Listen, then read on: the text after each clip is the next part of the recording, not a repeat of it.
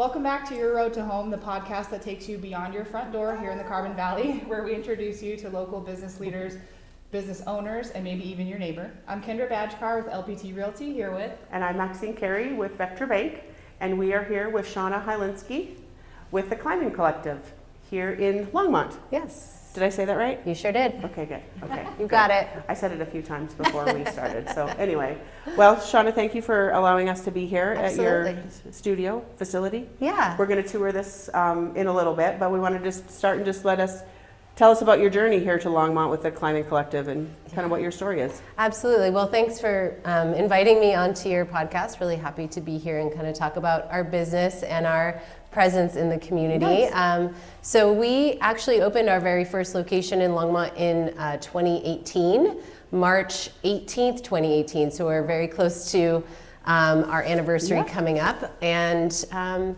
so my husband and I moved here in 2000, actually 99.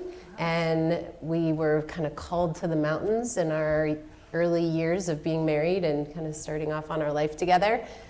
And we got very involved in the outdoor community. I was also in the healing arts with massage and dance, and kind of transitioned into yoga not long after that.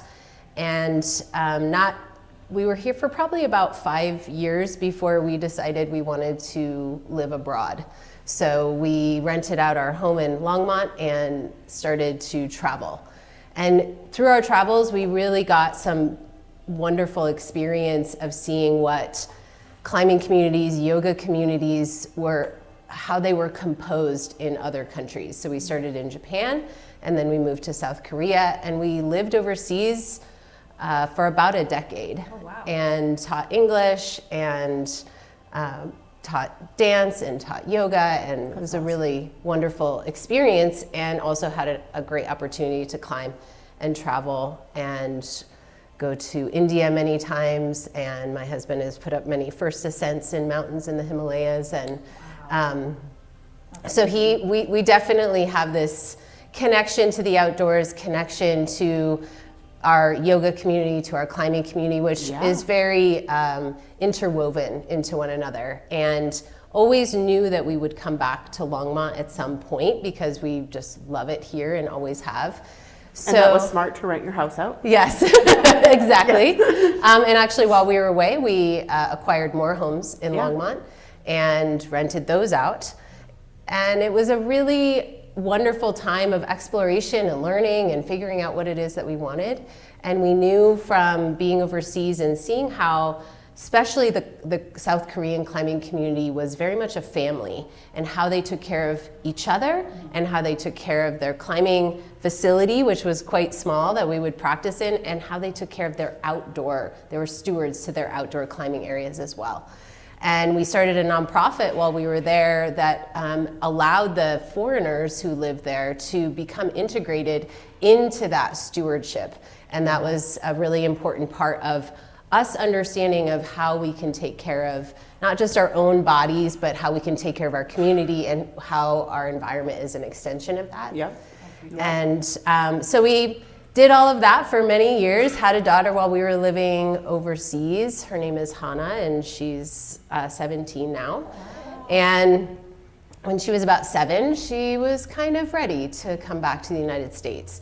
And we were a little hesitant. We were worried about what we were going to do and how we were going to transition our life back into the U.S.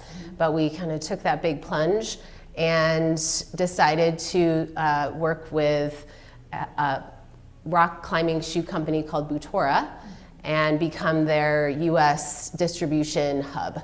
So we started with a rock climbing shoe company that has expanded to numerous other brands since then. And that distribution company is called HMH. And that was kind of the impetus that really got us going. And while we were selling climbing shoes and getting this new brand out into the United States, we did something that actually a lot of climbing shoe companies do now, which is demos. So you take a fleet of shoes, you bring them into a climbing gym on a busy night, and people can actually try them out and put them on their feet and see how they feel when they're actually climbing. And that was how we introduced the brand of climbing shoe into the United States. And in that process, we got a chance to see almost every single climbing gym in the United States at that time, which was 2014, 2015. Wow. And we learned a lot. I bet. And we said, okay, we like this. This is working. This is not working. And in 2015, there were still not as many climbing gyms as there are now. And so we got to learn firsthand how we wanted to build our own gym.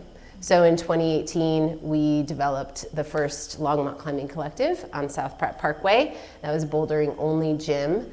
And it was quite a adventurous experience we did not own the building, we were renting, we were building walls, we were developing community with the basis and the foundation of what we learned while we were living abroad, and how we wanted to show up for our community, and how we wanted to help educate our community of how to show up and be stewards to the environment as well. Yeah. So do you own that building now? So we were never able to buy the building, which is why we ended up moving and building this building. Okay. So that was never an option, and we knew that we wanted to expand into rope climbing eventually, and a bigger facility overall. So we purchased the land that this building sits on in 2020, in the middle of COVID. And that was probably fun. Yeah. It was an interesting experience because so much of the backyard of this space is in the floodplain.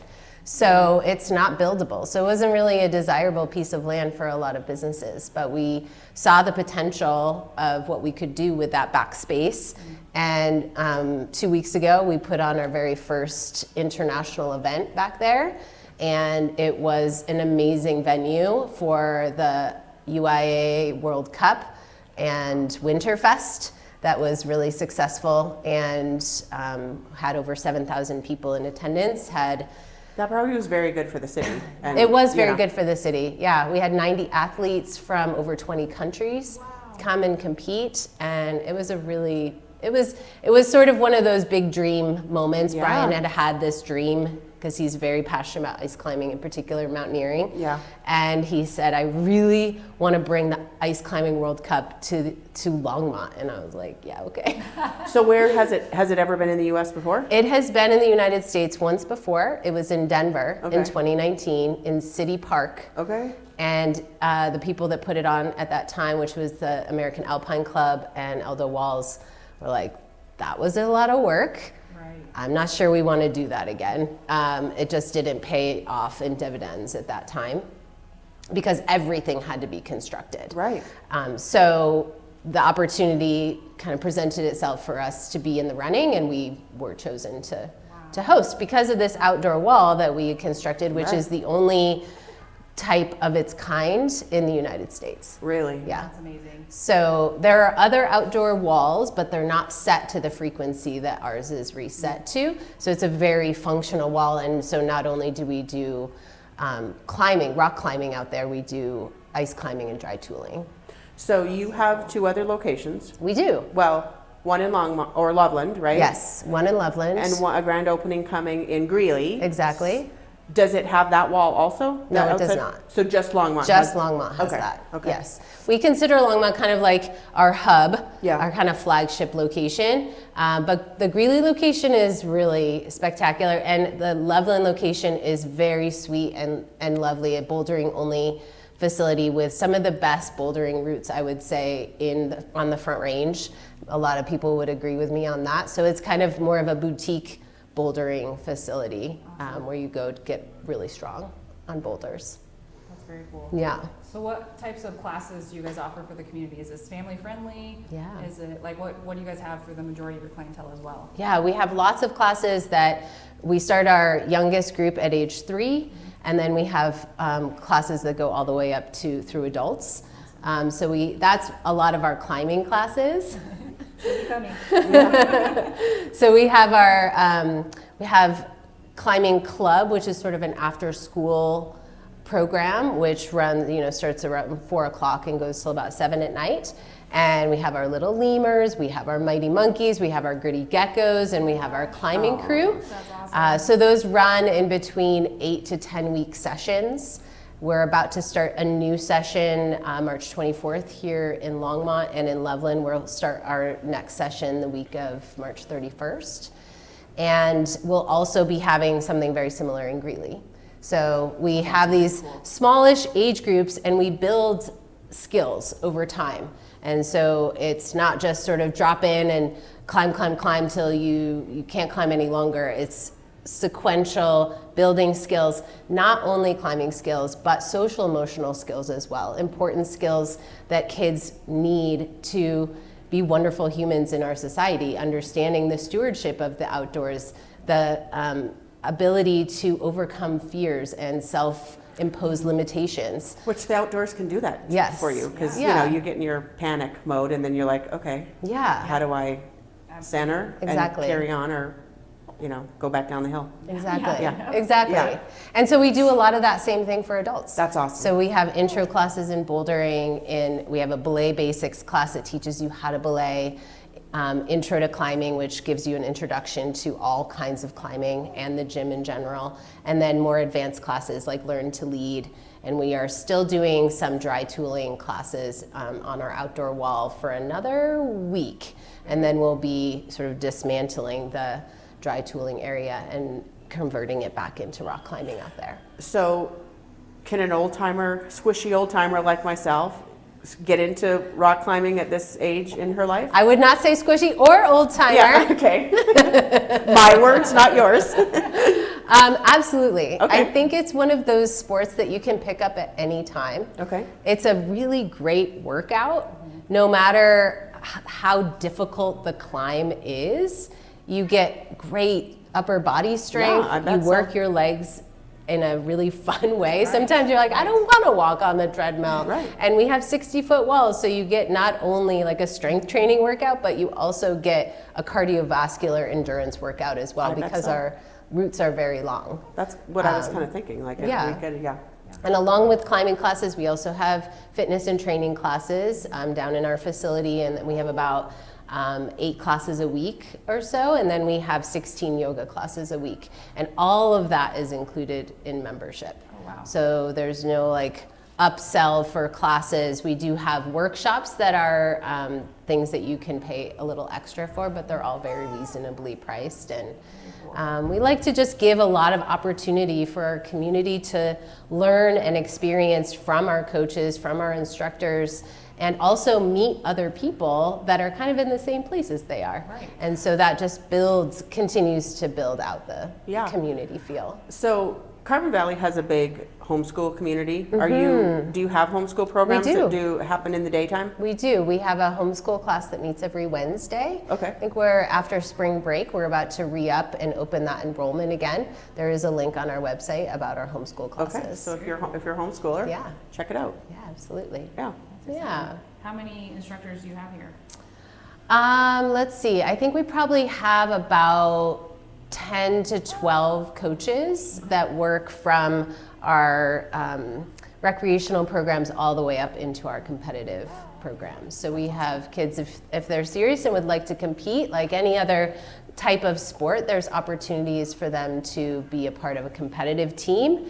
And there's competitions through USA Climbing that they can go and compete in other gyms, and then possibly go to regionals, divisionals. We're actually hosting regionals here in May, and then nationals as well. So you can kind of track all the way through the USAC program, which is really a great opportunity for kids to kind of take their climbing to the next level. Yeah, absolutely. That's really exciting.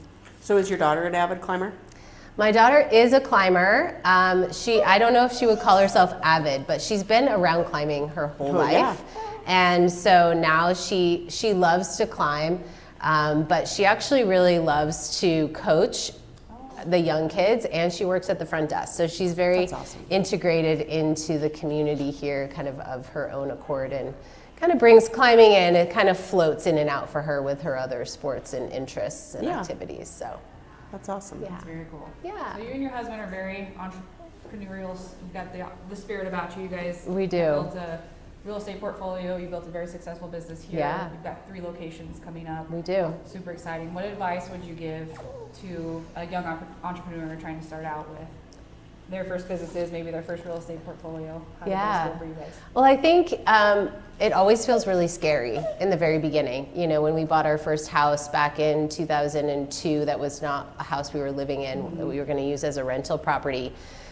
It was a huge step, you know, to say, okay, we're going to invest in this money and I don't know if it's going to pay off. The amount of houses that we were able to purchase because we had equity. Equity is so important if you want to start to have any kind of business. We have applied and received so many loans in order to open all of these businesses, and it's all about leverage and leveraging what you have. And I think real estate is one of those things that is always a sure bet. And we have reinvested all of the money that we put into real estate into our properties here. And we also own the building in Greeley, and that was an important caveat that we say we don't want to rent anymore. Rental is good in the beginning of things, but anytime you can buy and start to build your own wealth in that way, that is giving you a stepping stone forward. Otherwise, you're sort of in this hamster wheel all the time. So I think seeing any opportunities that you have to purchase real estate, purchase land, anything that you can utilize as leverage and start to build your own wealth, I would highly recommend taking those steps, even when it feels scary, and utilize the community around you to ask for advice. People that are in the real estate business, people that are in financing. We've received a lot of support over the years, and now we're in a place where we're kind of paying that forward, where we're giving some advice to people who want to open their own climbing gym or, you know, want to start a small business, and what it takes to organize yourself, realize that you can't do it all and you shouldn't have to, and gather people around you that know about the things that you don't know about, the weaknesses that you have, and not be sort of embarrassed or ashamed not to know everything. There's no way we could have done and built the businesses the way that we have without a sort of an army community of people around us that continuously give us support and advice about smart decisions moving forward. So I would definitely say, like, gather the people around you so that you can start to understand what's required to move forward and make smart decisions. I love that. That's some pure gold right there. You better rewind that and take some notes.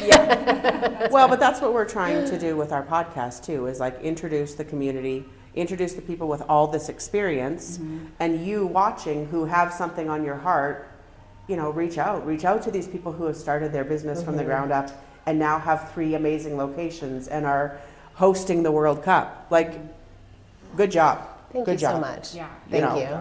You know, thank you for coming to our community. And like, you know, because, you know, Longmont, we got a lot of outdoorsy people here, you know, like we love dogs and outdoors for sure, right? Yeah. So, you know, when we drove by and seen this building, you know, we were like, oh my gosh, we need to take the kids there. And, you know, we were all just very excited about it. So thank you for that. Oh, and, thank you for saying that. You know, it sounds like, you know, she's willing to take some phone calls if you're an entrepreneur. Just give me a minute to open Greeley.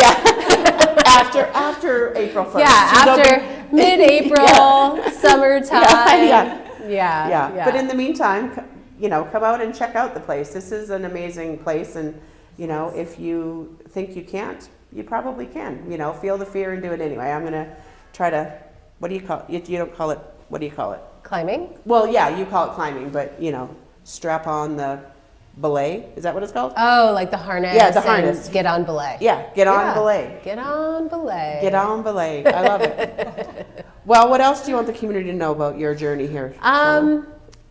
Let's see. I think one of the things that I'm really passionate about is the youth opportunities here and in all 3 of our locations. So I come from an education background. I was a teacher overseas for a long time, and I've taught kids dance and yoga for many years.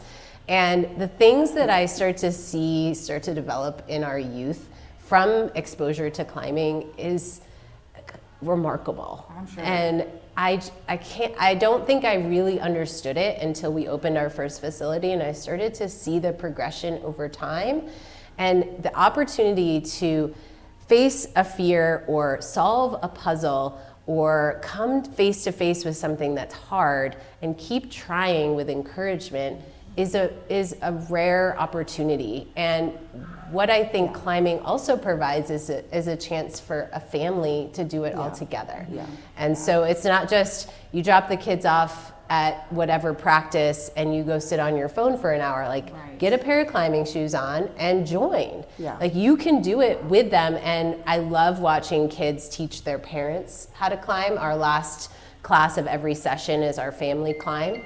And so the kids invite their parents and siblings to come in, and everybody gets their climbing shoes on and harnesses, and they get taught by the kid that's been in the class for the last 8 to 10 weeks.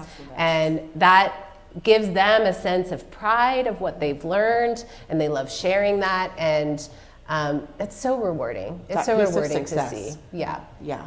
And I think in schools, kids have varying levels of success and happiness within any kind of school environment. Yeah. But what I see time and time again in our climbing environment is that there's opportunities for everyone. Yeah. And it's not just about climbing hard. It's not just about getting to the next climbing grade, like increasing your numbers.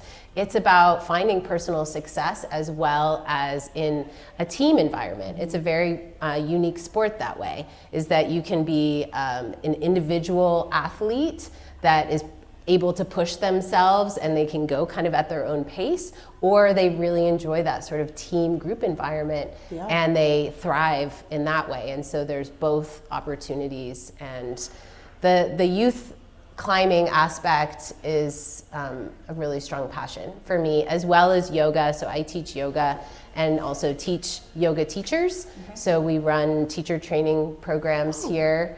Usually about once a year. Our next one is going to be in the spring of 2026. Awesome. And we've graduated about 4 cohorts now of teachers, and that also really makes my heart full and happy to bring more yoga into the world. That's beautiful. Yeah. That's awesome. Yeah. So that's information about that is also on our website. If you go to the yoga page, there's a description of our yoga teacher trainings that we run. And it's a great opportunity to, even if you don't necessarily want to teach yoga, but you feel like you want to progress on some kind of journey and you're in a space where you're open to clarity, teacher training can be a really wonderful opportunity to find that. That's awesome. So information about all the locations and the grand opening are on the website? Yes. What's the website? climbingcollective.co. climbingcollective.co. We'll put that in the description so you can access that easily. Yeah, and we'll be opening Greeley on Saturday, March 15th. We just decided it yesterday. We were supposed to open on Monday, and it was like, we need a few more days to really get everything together and feel really excited to open those doors. Awesome. That's great. That's very exciting. March So we typically do some rapid fire questions to kind of get to know you a little bit. Okay. So tell me who your mentor is. Oh gosh. Or who drives you to do better. I would probably, okay, so this one's a two-parter. Okay. So I would definitely say my husband is not only the person who drives me to do better, but he's also my champion as well. We have built these businesses together, and even though sometimes it's hard to work with your spouse, it also is such a gift. So I would definitely say Brian is my mentor. He teaches me every single day, as well as allowing me to teach him. And then I would say our team, like our management team that is continuously growing here. I'm very much about collaboration when it comes to providing the best environment for everyone. And so everybody kind of bringing together their own strengths is, I think, a unique aspect of our business. And we allow people to bring their unique talents to the table so that they can shine in those moments. It's not a sort of pyramid situation. That probably says more about you as a boss and an owner. Well, also. it's a little less exhausting that way. Yeah. It's too hard to be up there all by yourself making all the decisions, and we have so many smart and talented people around us. I feel really grateful for that. And my parents have given me such a strong base, and my sister is one of the owners here as well, and she's a teacher. And so I feel like my family and my daughter also give me, they kind of, continue to provide this steady place of support where I know that I can lean into them at any time. And I think that gives us the opportunity to take big risks and, take dreams that are big and actually turn them into reality, because we know we have this cushion around us of love and support. That's awesome. Yeah. Love that. Are you a podcast listener or a book reader? Both. Awesome. Yes. Do you have a favorite podcast that you listen to? I love Julia Louis-Dreyfus' Wiser Than Me. That's one of my favorites as I'm getting wizened in my years. I really love hearing from older women, and that's her main focus. I've been listening to This American Life since I think podcasts started. I also like the Handsome podcast for some laughs. And that's usually the things I have on heavy rotation.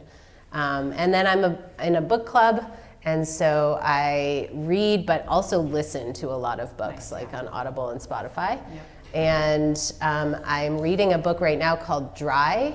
I can't think of who the author is, but they're from the Scythe. He also wrote a whole series called Scythe, and it's all about our precious resource of water and running out of it.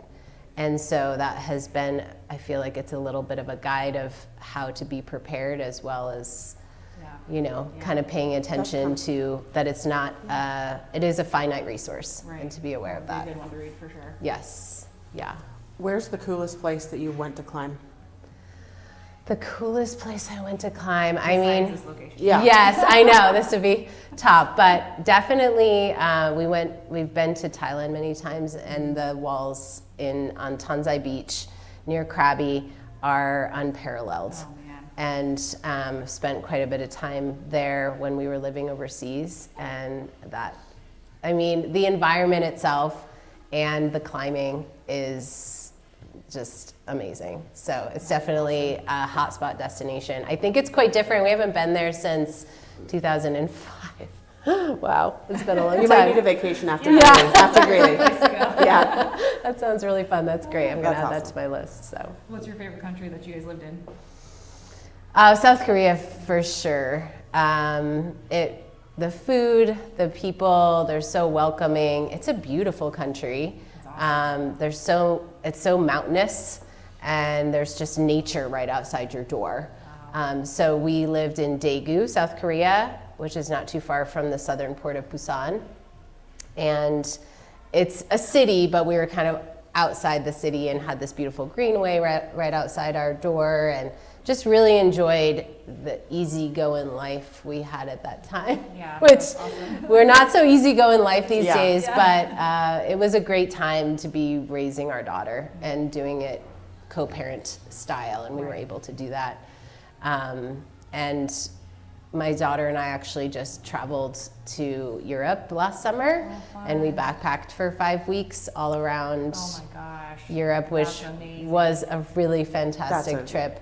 Knowing that this year was going to be really intense, I wanted to kind of get some time with her. She's going to be a senior next year, and so kind of capturing the opportunity to travel and see the world with her. And now she wants to go and do that on her own, which I knew was going to happen. What have I done? That's awesome. Yeah. Beautiful. Well, one last question. Where's your favorite restaurant in Longmont to go enjoy some family time? Oh, gosh. That is such a hard question. That is, because there's a lot of... You guys have a lot of good restaurants. We have a lot of good restaurants here.